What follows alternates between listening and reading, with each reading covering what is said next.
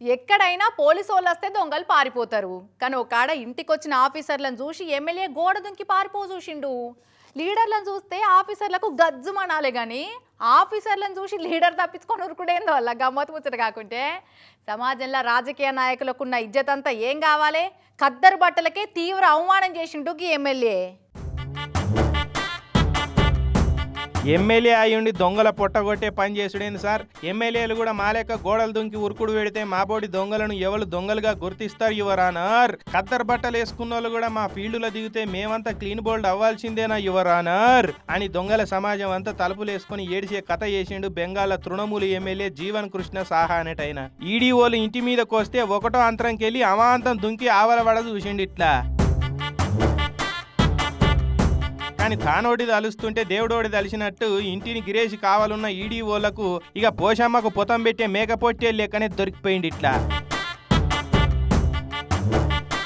ఇక విధి ఆడిన వింత నాటకంలో సారి ఇట్లా ఈడీఓలకు జిక్కి ఒలవల ఎడవ పెట్టిండు పాపం.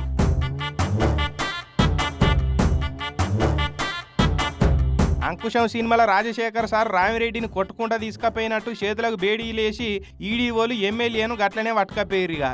ఆయన ఈడీఓలు ఇంటి మీదకు వస్తే ఇదంతా ప్రతిపక్షం కుట్ర, నా ఎదుగుదల చూసి ఓర్వలేక నా ఇంటి మీదకు ఈడీని దోలిర్రు, పాలల్లా గడిగిన ముత్యం లెక్క మళ్ళా బయటకు వస్తా అని రొటీను రొట్ట డైలాగ్ ఒకటి కొట్టుకుంటూ రావాలే గాని వ్యభిచార గృహం మీద పోలీసోళ్ళు రైడింగ్ చేస్తే పారిపోయే విటుని లెక్క ఎమ్మెల్యే వారిపోయిందంటే పబ్లిక్ లో ఎంత నాదానుంటుంది సార్? మరి ఈయనని ఎందుకు ఇట్లా పట్టుకున్నారట అంటే బెంగాల్లో 2016లో టీచర్ రిక్రూట్మెంట్ పోస్టులలో అధికార టీఎంసీ పార్టీ లీడర్లు ఉద్యోగాలు అమ్ముకొని దండిగానే ఎన్కేసిరని కేసు అయింది. ఇక ఈడీఓలు ఎంటర్ అయ్యి ఎమ్మెల్యే ఇంటి మీద పోయినప్పుడు వాళ్ళకేం దొరకొద్దని చేతులున్న ఫోన్ తీసి చెరువులు ఇసిరి పడేసిండట. ఇక ఈయననేమో ఇంట్లోకెళ్ళి బయట దుంకి పోదామని చూస్తుంటే రెడ్ హ్యాండెడ్ గా దొరికిండన్నట్టు.